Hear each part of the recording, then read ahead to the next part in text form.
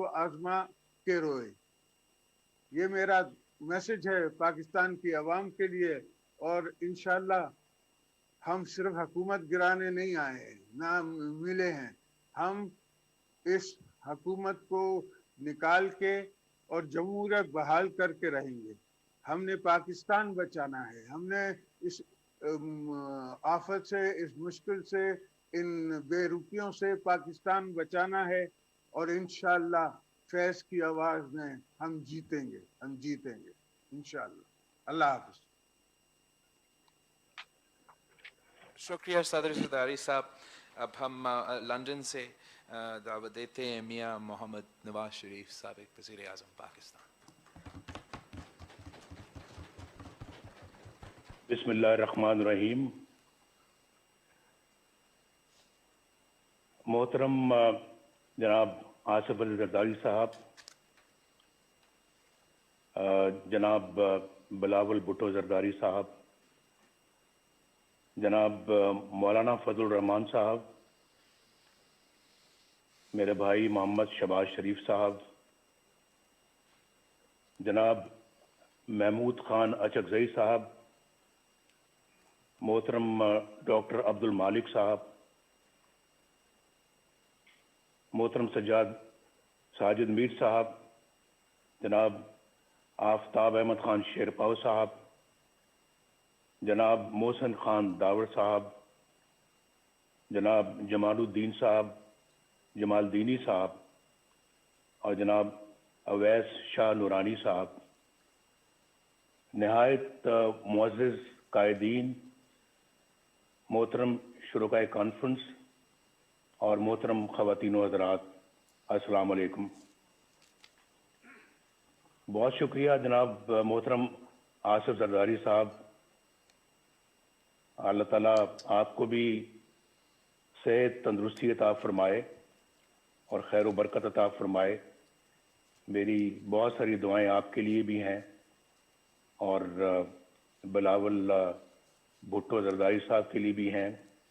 ان سے پرسوں بات کر کے مجھے بہت خوشی ہوئی اور بہت اچھی ہماری باتیں ہوئیں، اور جس پیار محبت سے انہوں نے مجھ سے بات کی میں کبھی نہیں بھلاؤں گا.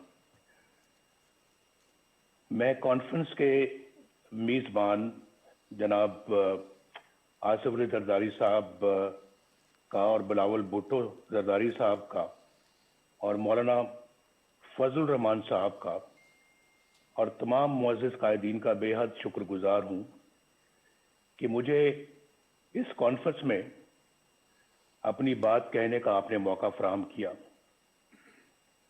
میں وطن سے دور ہوتے ہوئے بھی اچھی طرح جانتا ہوں کہ وطن عزیز کن حالات سے گزر رہا ہے اور عوام کن مشکلات کا شکار ہیں. یہ کانفرنس نہایت ہی اہم موقع پر منعقد ہو رہی ہے، بلکہ میں تو اسے ایک فیصلہ کن موڑ سمجھتا ہوں. پاکستان کی خوشحالی اور صحیح معنوں میں ایک جمہوری ریاست بنانے کے لیے ضروری ہے کہ ہم ہر طرح کی مصلحت چھوڑ کر اپنی تاریخ پر نظر ڈالیں اور بے باک فیصلے کریں. اور آج نہیں کریں گے تو پھر کب کریں گے؟ میں مولانا فضل الرحمان صاحب کی سوچ سے پوری طرح متفق ہوں کہ ہمیں رسمی اور روایتی طریقوں سے ہٹ کر اس کانفرنس کو با مقصد بنانا ہوگا، ورنہ قوم کو بہت مایوسی ہوگی. اور جو ابھی ٹرینڈ جناب آصف علی زرداری صاحب نے سیٹ کیا ہے، اسی کو آگے لے کے چلنا ہے. آپ سب جانتے ہیں کہ 73 برس سے پاکستان کو کن مسائل کا سامنا ہے. ان مسائل کی بنیادی وجہ صرف اور صرف ایک ہے، اور میں اپنے تجربے سے بول رہا ہوں. میرا بھی تجربہ الحمدللہ پاکستان کی پالیٹکس میں اور پاکستان کی خدمت میں کافی زیادہ ہے. اور میں یہ سمجھتا ہوں کہ پاکستان کو جو میں وجہ بتانا چاہ رہا ہوں وہ یہ ہے کہ پاکستان کو جمہوری نظام سے مسلسل محروم رکھا گیا ہے. جمہوریت کی روح عوام کی رائے ہوتی ہے، یعنی ملک کا انتظام وہ لوگ چلائیں جنہیں عوام اپنے ووٹوں کی اکثریت سے یہ حق دے. اور ہمارے آئین کی ابتدا بھی انہی الفاظ سے ہوتی ہے کہ اللہ تعالیٰ ہی کائنات کا حاکم مطلق ہے جس کا کوئی شریک نہیں. اس کے طے کردہ حدود کے اندر رہتے ہوئے پاکستان کے عوام کی طرف سے استعمال کیا جانے والا اختیار ایک مقدس امانت کا درجہ رکھتا ہے. آئین کے مطابق ہمارے جمہوری نظام کی بنیاد عوام کی رائے پر ہے.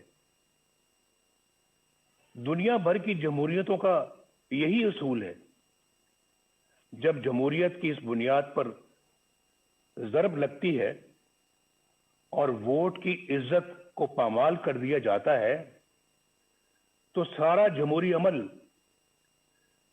بالکل بے معنی اور جعلی ہو کر رہ جاتا ہے.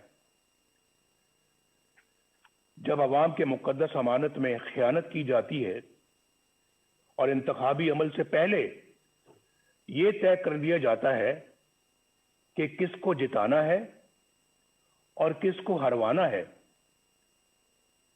انتخابات میں دھاندلی سے مطلوبہ نتائج حاصل کر لیے جاتے ہیں اور رہی صحیح کسر حکومت سازی کے لیے جوڑ توڑ میں نکال دی جاتی ہے، تو اندازہ لگایا جا سکتا ہے کہ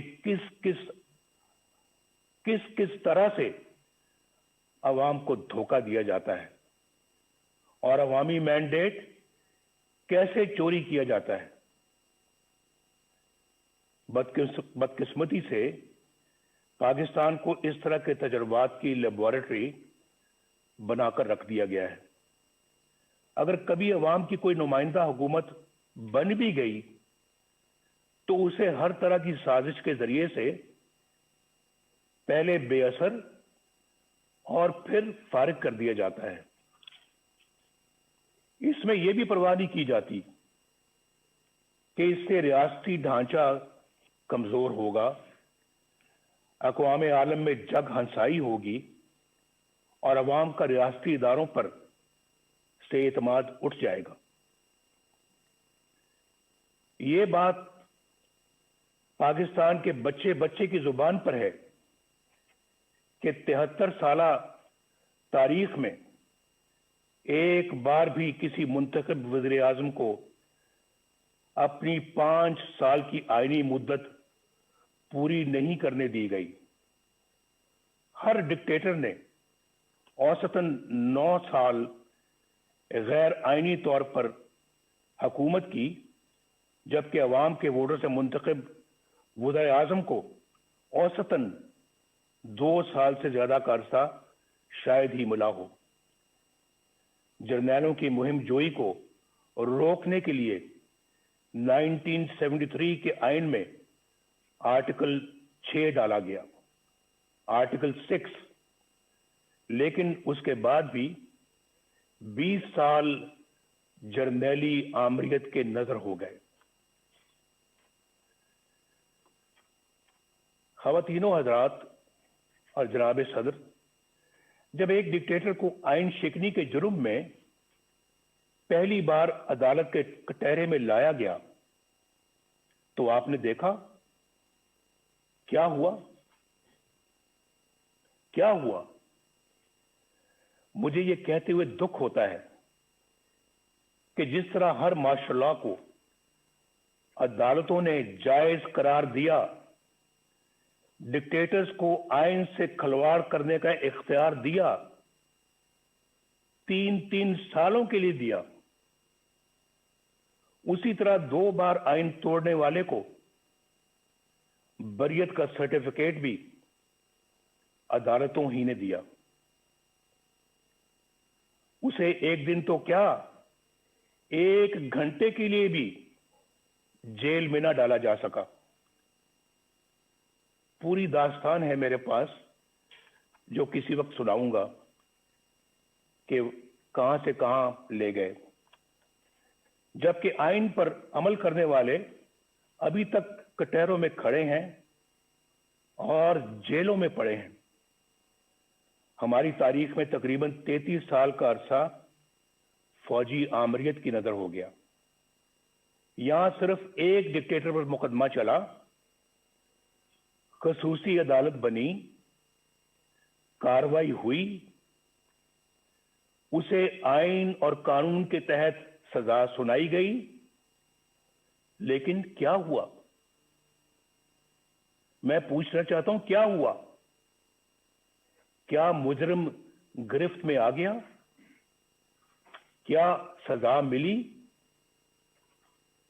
ये सब तो दूर की बात, हुआ तो ये कि अदालती सिरे से गैर आईनी करार दे दी गई। यहां कोई ये अनहोनी बात नहीं, यानी पाकिस्तान में ये कोई अनहोनी बात नहीं कि किसी डिक्टेटर के बड़े से बड़े जुर्म पर भी कोई कार्रवाई ना हो, और अगर हो भी जाए तो कोई उसे छू भी ना सके, और अगर कोई फैसला आ भी जाए तो सिर्फ सजा ही नहीं, अदालत को भी हवा में उड़ा दिया जाए। लेकिन आखिर कब तक? कब तक? इसके बरक्स उन सियासतदानों को देखिए जो अवाम के वोटों से वजीर आजम बने। कोई कत्ल हो गया, कोई फांसी चढ़ गया, कोई हाईजैकर बन गया, चोर और गद्दार करार दे दिया गया, किसी को जलावतन कर दिया गया, और कोई उम्र भर के लिए नाअहल हो गया। उनके गुनाह और सजाएं खत्म होने में आ ही नहीं रही। वो झूठे मुकदमात में अपनी माओं, अपनी बहनों, अपनी बेटियों के साथ पेशियां भुगत रहे हैं। दरअसल ये सलूक पाकिस्तान के अवाम के साथ किया जा रहा है, और सजा भी पाकिस्तान के अवामी को मिल रही है। आप में से अक्सर को हुकूमत का भी तजुर्बा है। आप जानते हैं कि अवाम की हमायत से कोई जमहूरी हुकूमत बन जाए तो किस तरह उसके हाथ पांव बांध दिए जाते हैं, और किस तरह अवामी नुमाइंदों की तजलील और तहकीर होती है। किस तरह किरदार कुशी का एक मुनज़्ज़म सिलसिला शुरू हो जाता है। किस तरह कौमी मफाद के खिलाफ किसी सरगर्मी की निशानदेही करने पर उन्हें मुल्क दुश्मन और गद्दार करार दे दिया जाता है। खुलासा यह है कि यहां या तो मार्शल लॉ होता है, या फिर मुंतखब जमहूरी हुकूमत से कहीं ज्यादा ताकतवर पैरेलल यानी मुतवाज़ी हुकूमत कायम हो जाती है। एक पैरेलल निजाम चलता है। गालिबन एक बार साबिक वज़ीर आज़म यूसुफ रज़ा गिलानी साहब ने कहा था कि यहां स्टेट विद इन स्टेट कायम है, जिसे बर्दाश्त नहीं किया जा सकता। दुख की बात यह है कि अब मामला